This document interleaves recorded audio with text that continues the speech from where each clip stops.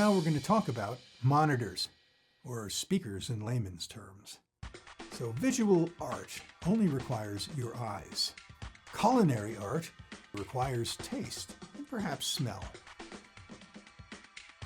Art that is tactile simply requires you to touch it. For recorded sound, however, there's an extra step you need between the art and your ears. Monitors. Yes, you can call them speakers, but if you want to converse with anyone in the field of audio production, please use monitors instead to prevent you from being outed as a noob. A monitor is an electroacoustic transducer. Feel smarter? Basically, it converts an electrical audio signal into a corresponding sound wave. How can such a thing happen? Well, let me explain. Let's put on our techie hats again for a moment to better understand exactly how a monitor works. We need to understand what a sound wave is. If you just want to know the deets on what monitors are and which are best, or if you were wise to this tea already and are feeling a yawn coming on, then move along to the next section. I don't want to bore you. If you look at an audio clip in your DAW, you will see a line that looks like a bunch of hills and valleys over a period of time. This is known as a waveform because it represents a sound wave. Now, zoom in so you see a single hill and valley. That is a single cycle of the sound wave. Each cycle contains a high pressure point, known as compression, and a low pressure point, known as rarefaction. The high pressure point is the peak or crest where the line goes up, and this is where the air particles are densely packed together. After the compression, the line goes down to form a trough or a valley, and this represents a rarefaction or a decrease in air pressure, where the air particles are spread out, creating a low pressure area. The repetition of each cycle over a period of time creates a sound wave. And the distance between each compression in a cycle represents the wavelength. The number or frequency of cycles that occur in a second determines the pitch, or you guessed it, the frequency of the sound. The height of the peak and depth of the valley of the cycle determines the amplitude or loudness of the sound. So basically, sound waves move air around in an organized way. Now you have the groundwork for understanding how monitors recreate these puffs of air from electrical signals, and also how microphones turn these air movements into electricity. I will uncover microphones a bit later in the course. Sound waves are air vibrations. Microphones capture these vibrations and turn them into electrical signals. An electrical signal is a continuous fluctuating voltage that directly mirrors the variations in sound pressure caused by the sound waves. Monitors do exactly the same thing in reverse. A signal being sent to a monitor must contain the exact electrical information required to produce a sound wave. It's actually pretty simple. Here's a recipe containing the 4 ingredients necessary to convert an electrical signal back into a sound wave from whence it came. Ingredients: the diaphragm. The first component of importance is the diaphragm. It is known as the heart of the monitor because it pumps the air to produce sound waves. It is usually cone-shaped and is made of lightweight, flexible material like paper or plastic. Next, you have the magnet. Behind the diaphragm resides a permanent magnet which creates a magnetic field around it. And then you have voice coil. Attached to the back of the diaphragm is a coil of wire, and this coil is placed within the magnetic field of the permanent magnet. And then finally, you have the amplifier. The electrical signal coming into the monitor and driving the voice coil needs to be amplified to make the diaphragm move with sufficient force to produce audible sound. Now let's talk about the directions of this recipe. Apply the amplified electrical signal to the voice coil. This will cause the voice coil to become an electromagnet. The direction of the current through the coil determines the polarity of the electromagnet. The electromagnetic voice coil will be attracted to or repelled by the magnet depending on the polarity of the current. The movement of the voice coil will push and pull the diaphragm in and out, corresponding to the electrical impulses from the applied signal. The motion of the diaphragm creates pressure waves in the surrounding air. The waves identically reproduce the audio stored in the electrical signal. And we dance. Okay, tech time is over. Let's talk about why a studio monitor is not the same speaker on which you would listen to Ghost-Faced Killa at an after-hour rager. Most speaker systems seek to provide the best possible listening experience for a particular audience. For hip-hop, rap, and EDM, it would be amped-up bass, crispy top end, and volume. For an audiophile listening to classical music, speakers would be tuned to a frequency curve that provides warmth to the string and wind sections and perhaps accentuates the horns and percussion. Most other types of Western music would be given the standard frequency curve that provides a gentle rise to the lower and upper frequencies and a slight dip in the mids to diminish woody or nasal frequencies. Studio monitors, on the other hand, are built to accurately represent the audio signals coming in from a source. Rather than reproducing the best possible listening experience, they are precision tools designed to provide audio engineers with the most accurate representation of the audio being produced. As such, the frequency curve would be as flat as possible, no curve. If there is an increase or decrease in a particular frequency range, it would exist only to reduce a deficiency in the monitor itself. In other words, a studio monitor should be flat. And the idea is to produce the most accurate representation of the artist and producer's vision. Any unnatural curve produced by the monitor will be ironed out by the engineer when mixing or recording the sound, which will ultimately end up creating the opposite effect in the completed mix. As an example, if your monitor has a slight boost in the bass frequencies, when you're mixing a song, your ears will hear that boost, and you will compensate for it by turning down the bass in the mix. When you then play the finished mix on another set of speakers where that bass boost does not exist, the bass in the mix will sound thin and small, not what you want.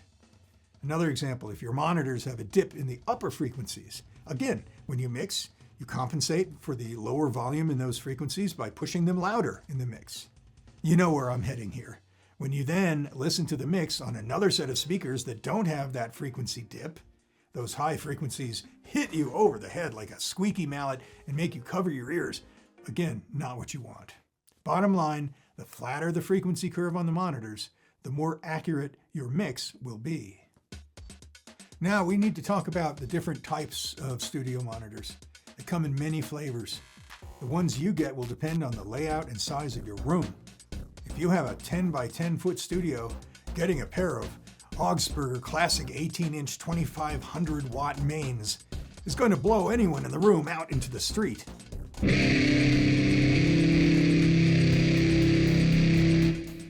Conversely, if you have somehow managed to find yourself an abandoned church and have converted the nave into your home studio, having a pair of Yamaha NS10s as your main monitors will not provide the experience you were looking for.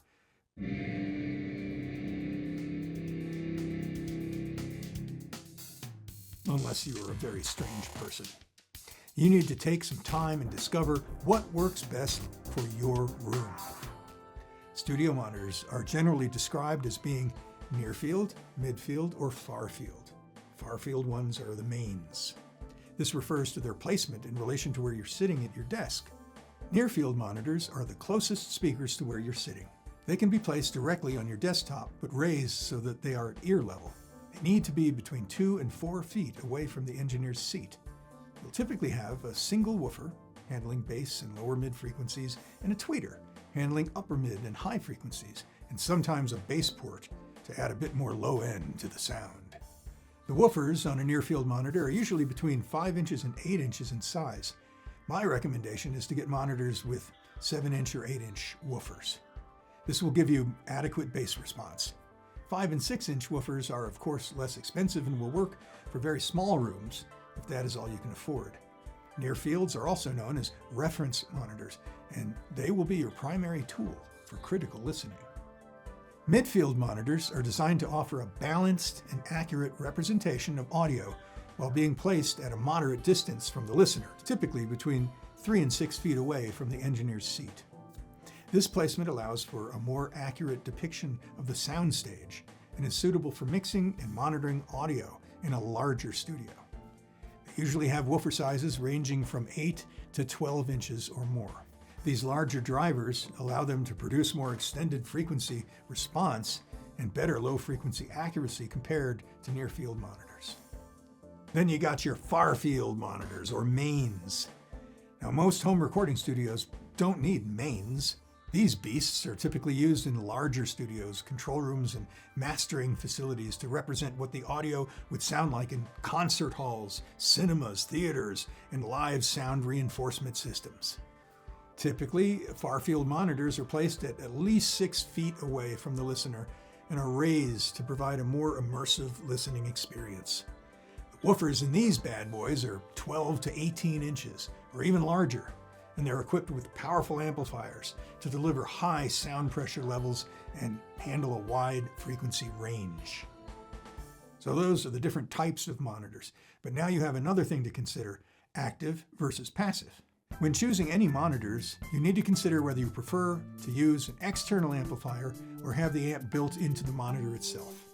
Monitors with external amplifiers are called passive because there's no amplification circuitry inside. All the amplification is passed into the monitor from an external source. Monitors that have the amp built in are known as active monitors. Each driver, woofer, tweeter, and in some cases mid-range, will usually have its own separate amp powering it. Now, if the audio signal were to be sent directly and equally to each driver, first of all, the low frequencies would fry the tweeter.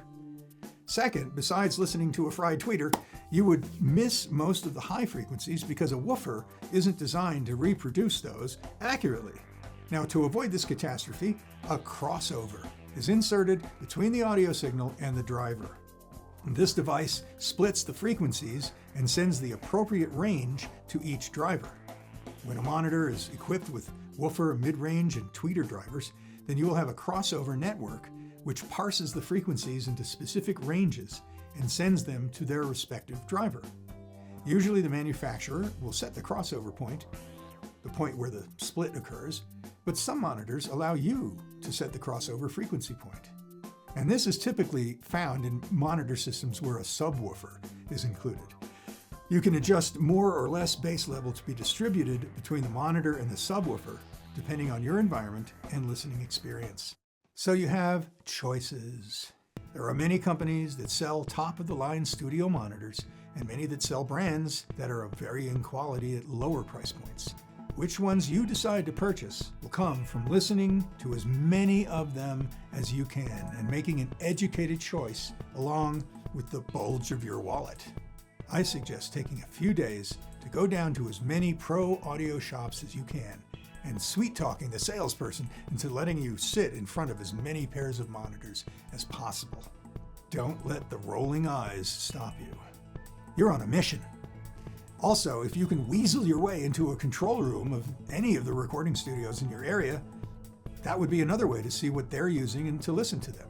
Whatever you need to do, it's important to not just take the advice of an online review or an article in a music magazine. Since there is such a wide range of sound in all of the different shades of monitors out there, you've got to experience it for yourself. So here's a sampling of monitor brands that have been found in home studios and in pro control rooms all over the world. It is by no means complete. New brands are coming out all the time, and I'm not giving preference to any brand. They are all great and will provide amazing sound for your home studio.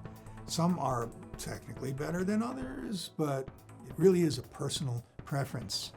You start with monitors you like and can afford, and then you become attached to them. They become your best and most trusted friend. You know how everything sounds on them. I know people who still work with 30-year-old monitors, even though they may not be the best brand or the latest model, because they are intimately familiar with how the music sounds on them. To not play favorites, the brands are listed in alphabetical order. Adam, ATC, Avantone, Barefoot Sound, B&W, Blue Sky, Dyne Audio, Eve, Event, Focal, Genelec, Head, JBL, Cali, KEF, KRK, Lipinski, M Audio, Mackie, Manley, Meyer, Nady, Neumann, PMC, PreSonus, Quested, Tannoy, Yamaha. You can't go wrong with any of these brands. And as you progress through your audio engineering and production journey, you will listen to and learn more about all of these brands. Monitors are probably the most subjective tools in your arsenal. Whether you decide to upgrade to a better model or stick with what you have is totally up to you. Don't let anyone tell you otherwise. So you now have a clear understanding of how a monitor or speaker works. You know the difference between studio monitors and audio systems designed for enjoyment of the listening experience. You can tell someone about the 3 different types of monitors found in a studio and the driver combinations available: woofer, mid-range, and tweeter. You have learned about crossovers that feed the correct frequency ranges into the different types of drivers. You know what active and passive means. Now it's time to take that list and go out and get yourself a pair of kick-ass monitors.